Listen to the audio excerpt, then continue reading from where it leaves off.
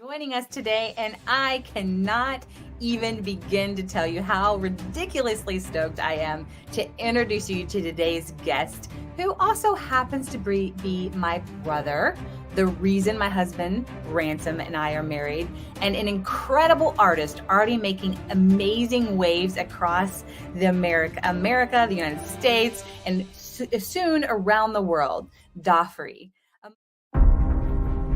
What superhero do you relate to most? I'm so curious. Why? Each of us has our own innate nuclear power. It's God-given. And yet we're all out here wondering, searching, forgetting, and suppressing. I know I was. It's okay. No judgments here. But I am going to get real. As a life and career coach, it's kind of my job. And you chose the show, so no one is forcing you. But the force is real. And the question I really want to ask is, what's your superpower? I'm Sharon Davenport. I've been called a real-life Wonder Woman. This show is designed to activate you alongside other superheroes. It's time that you arise, put your cape on, and fly.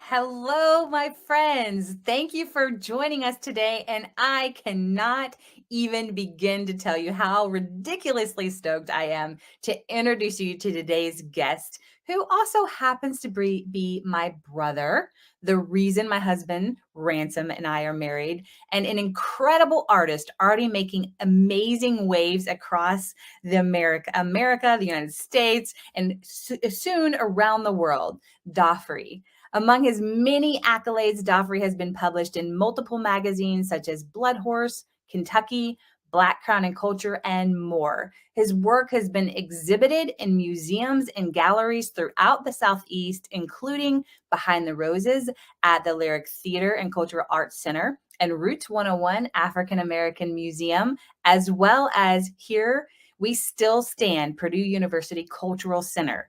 And a fun new announcement, he will also be a featured artist in the Breeders' Cup. Follow him for more on all of this awesomeness that he's creating and doing in the world. And I am beyond proud to introduce you to my brother. And I might be a little biased here, but his art is gonna be around the world soon, and he is definitely world class. So welcome, Dafri. Hey everybody, how you doing? Good to see everybody. Well, they're listening too. Say hello to our listeners. Hello to our people watching the video. Nice. Love it. So this is definitely a piece of one of his pieces that you're seeing here behind me. And those of you that are able to watch, but he has so many more. As you can see, you can follow him at, you can actually check out some of his work at dafristudios.com. And yeah, so I know I kind of roped you into coming on the show with me today, but I love you. I'm so appreciate you doing this. And so we're just going to dive right in. One of the first question I ask all of my guests is, who is your favorite superhero and why? You know, I thought long and hard about that. I would say by far probably is Nightcrawler from the X-Men. Ooh. Why? Yeah. I think he's misunderstood. He had a rough start to life just because, you know, he's blue. He looks kind of scary. But he was a man of God. Yeah. But you know, his powers are also pretty cool as well. And he was kind of like a pillar in the X-Men as far as, you know, confidant, you know, when somebody needed, you know, somebody to talk to, he's there. But he was also a pretty dope, you know, essential superhero in my book. Who doesn't want to be able to teleport? Right. So cool. I love it. And, you know, just you speaking of him, since I have had the honor and the privilege of knowing you for so long, it's like I can see the similar characteristics between you, and it's so fun to see how when I ask people that question to see who they come up with. And so, but so kind of along that same vein, the next question I have for you is, what would you say is your superpower, and how do you use it in your day to day? I think it's my artwork. I think it's even past that, just being an artist in general. Really quick backstory of who I am. I went to school for theater. I was a musician. I sing. Uh, I was a professional dancer for some years, and now Yeah. I'm doing visual arts. So it took me a while to get here, but I'm realizing that, just being an artist in general is probably a pretty awesome superpower, I would say. Not only is it an incredible superpower, but you're bringing so much light and so much education and so much substance from your art too. And again, I might be a little biased, but it's true. I love, and that is, I believe, and you are a true artist, which is an awesome gift.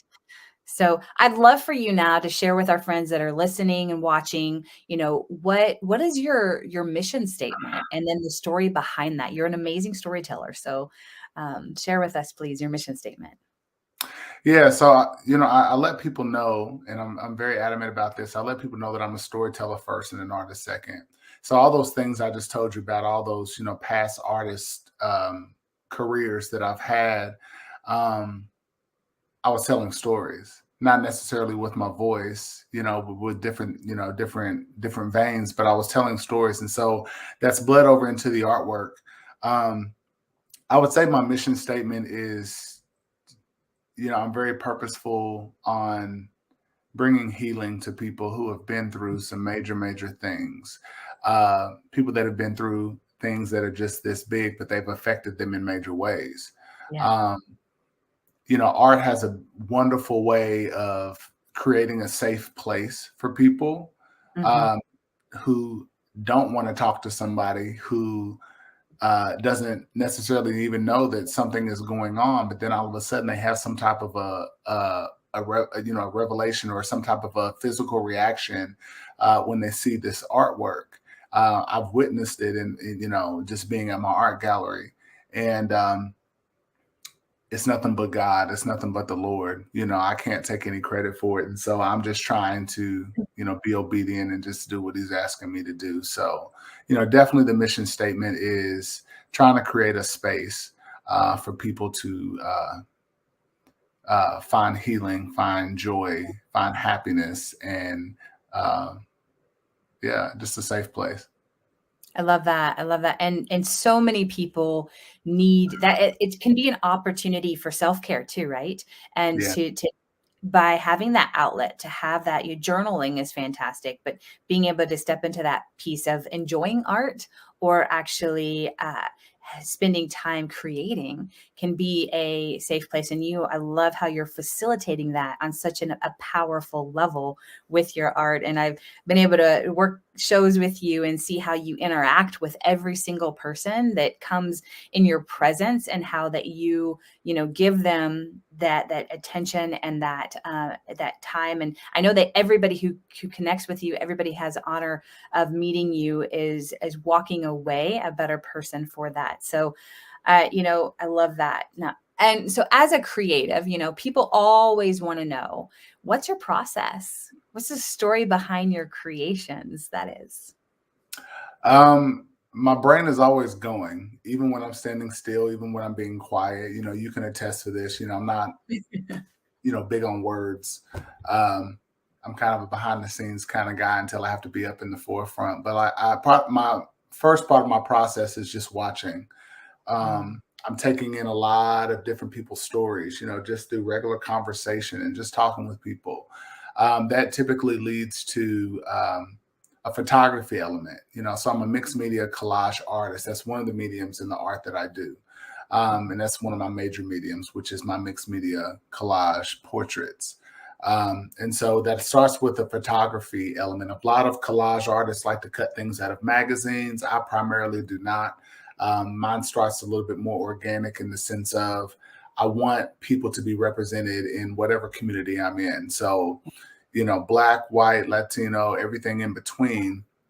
I shoot people from all over. I could be having a random conversation with you, Sharon, and I say, I don't know what it is right now, but I just need to take a picture of your eye.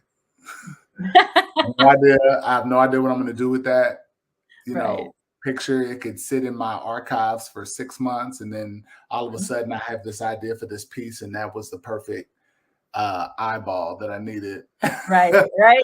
uh, for that piece. So, but what brings the vivid colors to life is, I love using primary colors. I Mhm. also, as far as my paints go, I love using gold leafing. I'm a texture person, so who I love gold, as you can as you can see. Um, Or my yellow for you today. yeah, thank you. But more so than anything else, fabric is a must. I love floral prints, Victorian prints, plaid prints, anything that has a tooth, anything that has a texture to it. Yeah. I'm trying to slap that on a canvas. And typically that ends up showing in their outfits or their hats or whatever it is that the subject is wearing. Yeah. So good, so good. And like, guys, when he says slap that on a canvas, he says it so loosely, right? Because as when you go check out his work, and as you see from the piece that we're exhibiting here today, and for those of you that are listening, when you check out his work, it is absolutely incredible. First time that I saw any of his creations, I was like, where was that gift?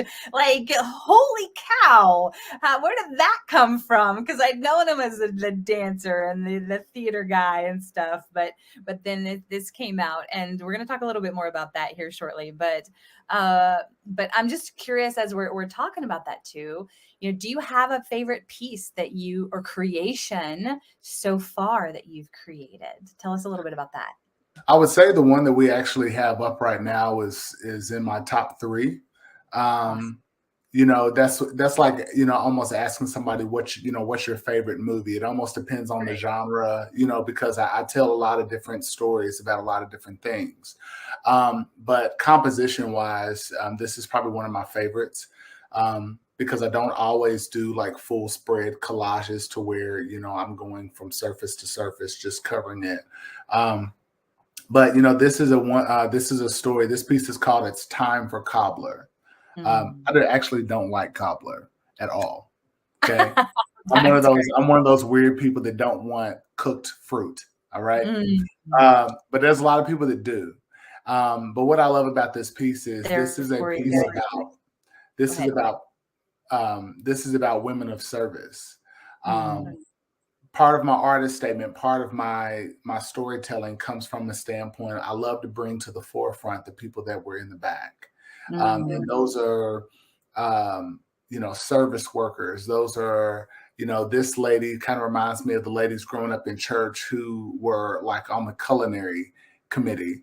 And so while the sermon is going on, somebody is preparing the food downstairs to feed everybody. And just the sacrifice, because I'm sure they wanted to get dressed up and look nice and go to church and sit in the pew. They were down there cooking. Mm. But they knew what their ministry was, and they knew that they had a gift using their hands and making people just smile with the delicious food that they could smell all service long, and had a hard time focusing on the sermon. I love it. I But love it. yeah, but this is a one. I love this piece because it's about um, a woman who understands her role. And Mhm. if you could really see the piece, there's a lot of details, but one of my favorite parts about this piece is, which I add to my storytelling. Is there a way for us to pull it up or no? The piece, Yeah, um, not really right now, it's okay. but people But can check yeah, it but out. if they, There we there go. it There we is. go. Yeah. Yeah. But The man behind the curtain. On it. yeah. But I put a lot of focus on that bowl, of flowers and blackberries. And if you look at her hands, you can tell that she needs actually a fill-in. Mm. It's been a while since her nails have been done. And the model that I shot for this when I was shooting her, she was like, "Ooh, don't get my hands because I need to feel it." And I said, "That's what makes it beautiful because I love catching things in the organic form." And so what ended up happening was that became a focal point of the piece because this is a woman in this painting who loves to look nice, likes the finer things. However, when she is called, when she feels that the Lord has placed on her heart to go serve someone, she puts herself second. Oh, yeah. Um, and that's become the focus of that piece. So this is why this is one of my favorite. Well, I love it. I love it too. Of course, I have another favorite that you know, and it's Mhm. sold. So that was one of the first ones that sold, and it was incredible. That was with your that you would The hidden displayed. flowers. Yes, the hidden flowers, but people can check that. They can get the print of it still. But you guys, that's my favorite. When you go to dafristudios.com and you check it out, the hidden flowers, you've got to check that. That's Sharon's favorite, and he knows that. Oh, so I love so much of your heart that goes in it. And then also how you do the work to find the history behind the pieces as well. And that's one reason why you've been sought out by different organizations, because you actually have done the research behind it. You actually know so much about that your art is truly in and of itself telling a story, just like this piece right here. And then several of the other pieces that you have created too. And I personally love hearing the stories that you have behind them. So anybody, when you meet Dafri, then be prepared for a story with behind his creation, his work. So I'm curious. You've kind of hit on it a little bit, I feel like, but who would you say, who or what is your greatest inspiration for your work? My greatest inspiration. Yeah, we kind of touched on it a little bit. It's the underrepresented people that I'm not just necessarily coming from a color standpoint. I'm talking about people that are behind the scenes, not because they're shy. They're just focused on doing the work. They could really care less what film crew is around. They could really Mhm. care less about people wanting to know about what it is they do because they've been called to do something and they're very focused. So but I believe that everybody has their role. And so that's why you need people, like myself as a storyteller or others to bring these, and help tell these people's stories because sometimes they miss the value in what it is that they're doing. Yeah. Um, I mean, you can know someone for years, and they know themselves, but you see a different side of them that they might not necessarily see. And it could be something just so beautiful. And I'm a Kentuckian. I'm a Kentucky boy. I'm from Lexington. I live out in Versailles now, on a farm. Yeah. And, people that looked like me, came from these areas and I never got to grow up around that. And so, farmland, and I'm a big animal lover, so nature is a very big part of what it is that I do. Even if it's an elegant portrait, I still have some type of a nature reference, whether it's the floral patterns, in the fabrics and things like that. So I definitely pull a lot of inspiration from nature, Bible verses as well. Yeah. Um, those tell a story all in themselves. And so sometimes one Bible verse can take over a whole entire piece. So that was probably some of my main ones. I love it. And so true. And I knew, but I definitely want our listeners to hear kind of part of the reason behind the why behind what you're doing as well. So just curious too, if you wouldn't mind sharing with those of us listening, what are you currently working on? What can we expect to see or hear about in the world coming up here soon? Well, I'm very, very excited, and I don't say that often, um, Mm. as Sharon will attest. But I'm pushing myself. I think it's very important as an artist or whatever it is your occupation is. You want to push yourself to be the best that you can, Yeah. and I constantly,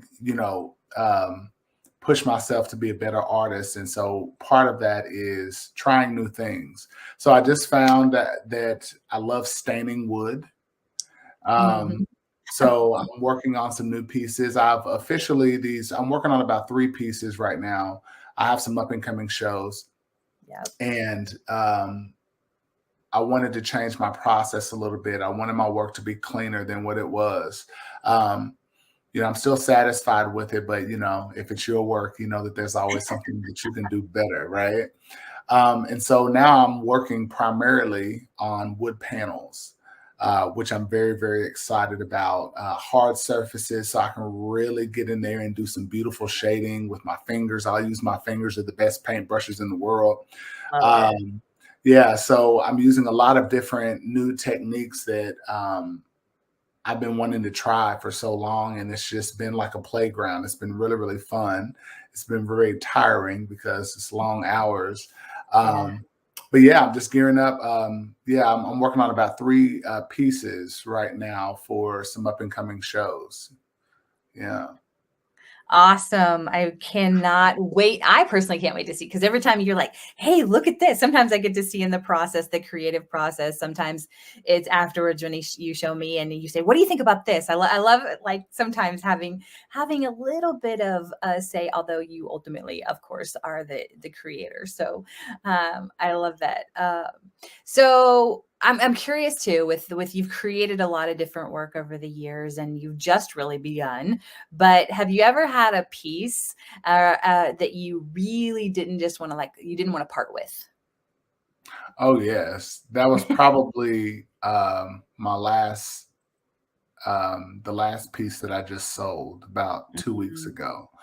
mhm. It tore me up because Mm, the way that my original pieces work is, at this moment, I'm not represented by a gallery or anything like that. So I'm selling it out of my own gallery. And, they're there for the world to see. I love, where I work, and I have this beautiful 40-foot wall and just full of my original paintings. And yeah. so at any given moment, somebody comes in and says, hey, can you tell me about this piece?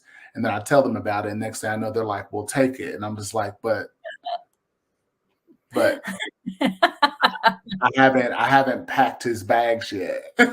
Oh, yeah. Can I just, and so like it's weird because you really don't have a lot of time to do whatever you felt like you needed to do with that piece or say goodbye or whatever. Because I know as the creator of these pieces, you know, the moments where I cried, the moments where I was frustrated, the moments where I wanted to give up, the moments of discovery, those are things that the Mm, average person doesn't really get to experience all the time. right. And so, these pieces kind of become like family. So you just kind of just politely ask them, you know, where is this piece going? And you're hoping it's somewhere local. But sad to say, this one is going to went to Columbus, Ohio. So Right. um, I'll just have to go visit every now and There we again. go, there we go.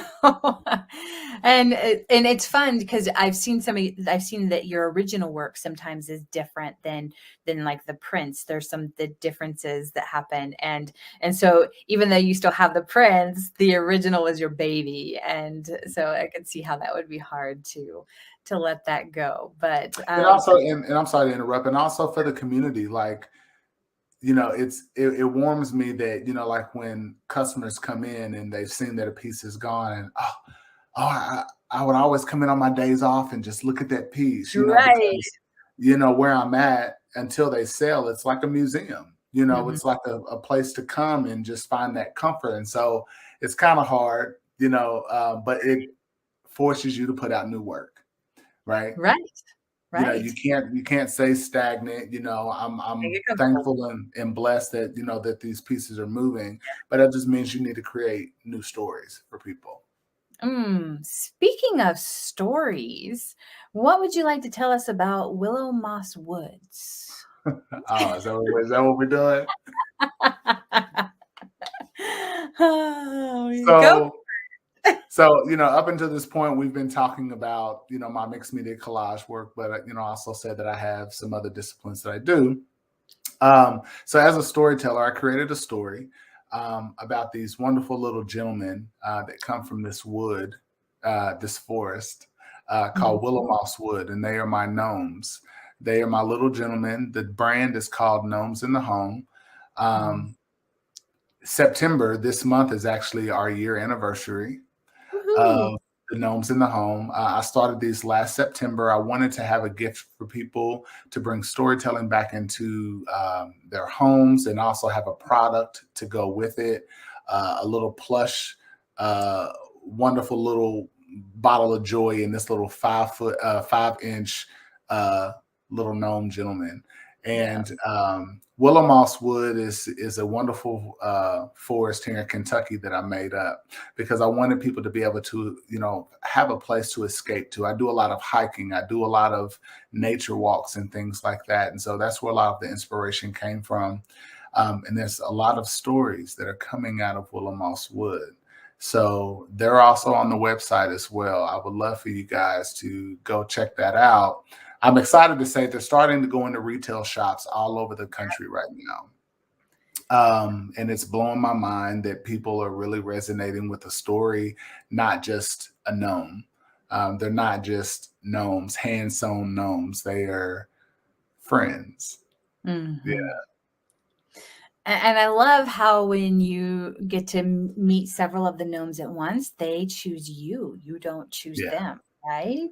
Yeah, and it becomes an adoption process. So, creating this experience with the gnomes, I sell them in my store, and I also sell them online as well, and do wholesale accounts. But even the boxes that they come in are all hand stamped. I love mixing vintage with something contemporary and kind of bringing it together because, nostalgia can be a beautiful thing. And I remember, growing up and, I have a Christmas collection, and I also have a year-round collection for these gentlemen. And there's a story that comes in each one of the boxes. And each collection has 4 different types of gnomes in them. So it was very curated. I took my time, but it was something that I quickly in my head had to learn to commit or leave it alone. Right. But Sharon will attest, also Ransom, my brother, I had a wonderful childhood with cartoons and things like that. The problem was for me, even though I fell in love with these cartoons, I did not see a lot of things that looked like me. And so that's where these gnomes started. So the little black and brown gnomes, and they're super cute. They got a lot of swag. They're pretty awesome. They are. They're finding their way into homes, from here. I think I had a customer not too long ago tell me that this gnome lives in Jamaica. One of them is in Paris. So they're making their ways, where they're supposed, where they're supposed to go. But they're Kentucky boys. They come from Kentucky. So from the Willow Moss Wood in Kentucky, for sure. Right. You guys, you got to check out his website and look at these little guys and hear their story. And I trust me, you will fall in love, and you will. They're great gifts, but they're great to have just living in your home. We have some, I should have grabbed one so I could show it here, but anyway, we'll do that next time because I know that we'll come back and talk again. But okay, so last question here as we're starting to round things up, and this is a very serious question. How much do you love me, your sister? Oh, I love it. Oh, well. I love you too. And and guys, you know what, where we say he's getting known across America, he's truly worldwide. And yes, I may be a little biased, but it's once you look at his art and you see I know you'll also agree. So guys, thank you so much for joining us. Dafri, thank you so much, those of you that are watching and listening, for joining us today. And it's so funny, you guys, this little fun side note here. He's actually in another room of the house right now where I'm at. I was going to try to pop over there and wave at you guys from that, but we set him up so he could do this. Like I said, I kind of roped him into this. So thank you again so much for being here with us today. You can check out his stuff again at dafristudios.com and show him some love by ordering something today. You won't be sorry. Again, thanks for tuning in. We'll be back modern day superhero in about 2 weeks. Until then, and as always, use your superpower to change someone's life for the better today.